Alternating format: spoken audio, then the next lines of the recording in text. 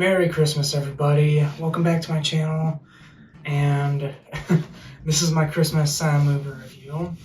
So, ever since the Winnie the Pooh Blood and Honey trailer dropped, I kept on looking back at like all the other movies from Jagged Edge Productions, and one of them that caught my eye was called Jack Frost.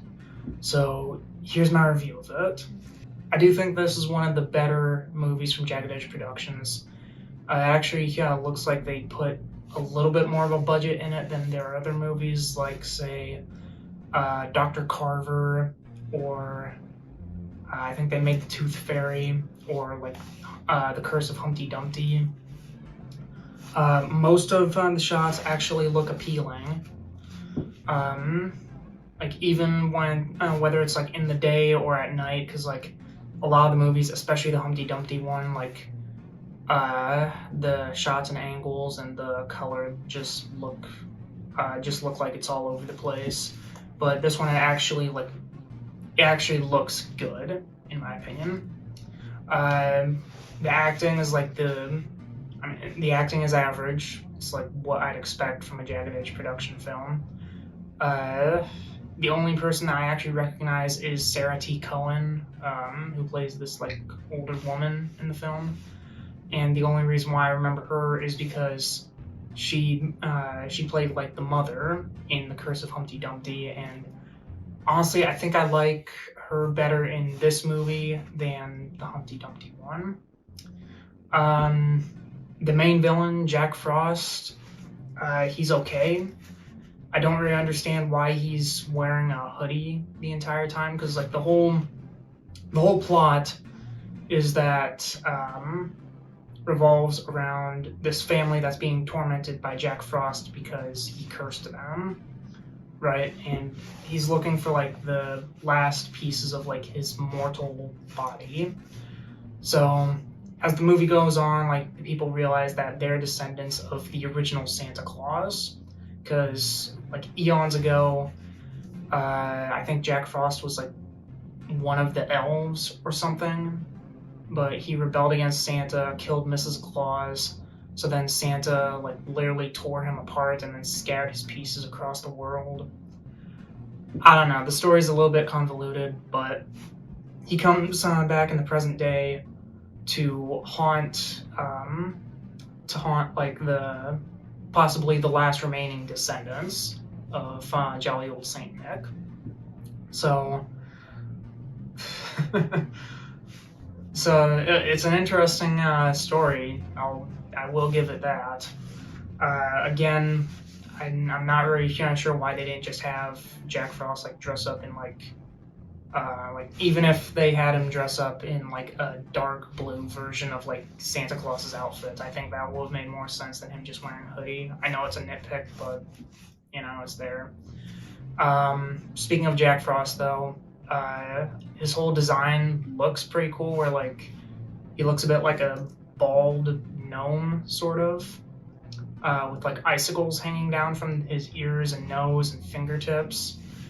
Although, unfortunately, just like with pretty much every Jagged Edge production film, the main villain or monster, like, it's like obvious that they're wearing a mask. Where like there were some moments in the film, especially later, where I could actually see like the actor's mouth like right behind the mask, or like the lips weren't moving, but you could still see like the teeth like going up and down when they're talking. Speaking of, the audio the audio and the music are fine. The music is actually pretty good, because it has this like cool like sort of like action guitar riff whenever Jack is attacking the family. But unfortunately, like as is with most of these films, there were a lot of times where like where I could not hear the characters talking, or like the music was like overshadowing what the characters were saying. And I don't know if this is because I was watching the movie on Tubi, but I mean, I've seen this happen with The Curse of Humpty Dumpty and Dr. Carver, and the Tooth Fairy movies, but I don't know. I feel like somebody needs to just clean up the audio, where they need to tone down the music and the natural sound, and like just let the dialogue, like bring the dialogue up a bit, because there are a lot of times, especially when they're outside, where it just sounds like the characters like Sarah T. Cohen and like her kids and her family, like they're basically like whispering, and the whole time you're just like hearing stuff like the wind or snow falling or like or like just the music. Given that it's like basically a slasher film, the kills are actually pretty good. At least when we actually see what happens. Mostly stabs a few people. He freezes people, like using his like cold powers stuff. There is one kill that apparently he like basically sets somebody up like sort of like a roast pig, and like literally cuts off pieces of the flesh and eats it. And I mean, it's mostly cutaways, but there are a few times where he actually lifts up the flesh. So that was a pretty cool kill, I guess. The effects themselves are okay. Like they're better than the ones that I normally saw in the Jagged Edge production films. Like there was only like one or two effects that I saw that like looked painfully bad, where it looked like obvious flashy CGI, and that was like after the first kill, where Jack like touches someone and freezes them, and then like he snaps his fingers or something and they vanish in like a blue light. That looked like something that was lifted straight out of Adobe After Effects. Same thing when he kills, like, I think the grandmother later in the film, where it looks like all they did was use like an opacity kind of tracker on the person to make them just literally fade out of the room. Same thing with Jack too. And then like the way they defeat Jack at the very end of the film by lighting him on fire, like to me at least, it looked like the fire wasn't completely tracking his body, and it looked a little bit too like colorful and bright, especially since it took place at night. But I don't know, maybe that's just me. There was a cool kind of kill though, where like he stabs some guy in the stomach, and then like he literally punches the ground and like opens up a hole into hell that the guy falls through.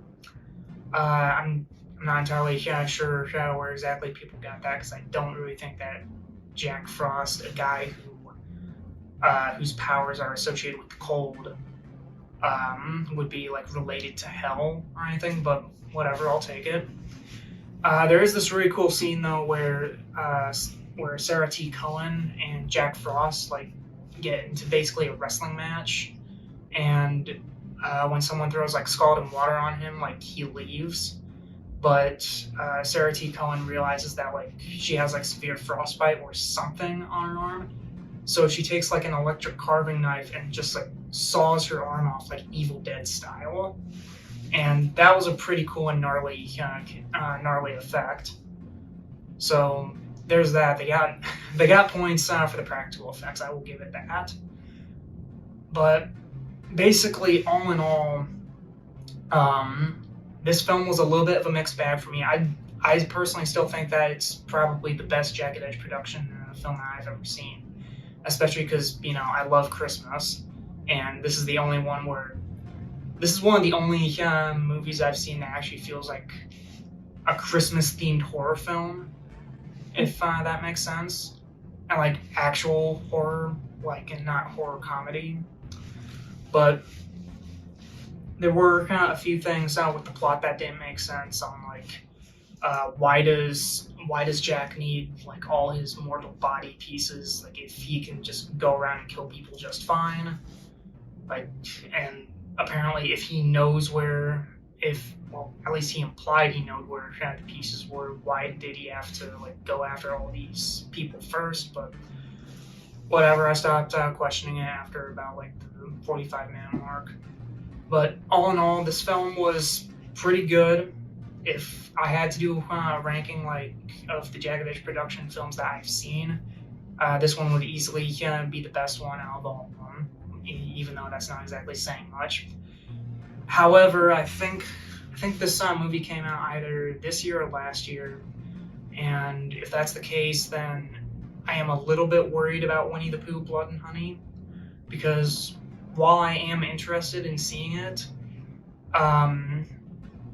if from what I've seen about like the main villain monsters, where like it's just like latex masks, and like you can clearly see like the actors' mouths moving like behind the mask, then I'm a little bit worried on how they're gonna like utilize Winnie the Pooh and Piglet in the film, because I know that they don't. I know that they're not having a really big budget on these films. It shows in the films, but they couldn't.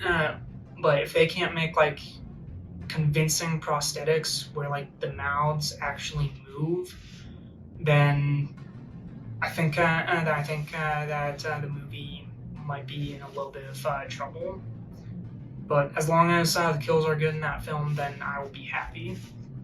But that's really it for me. You guys have a Merry Christmas and have a Happy New Year too.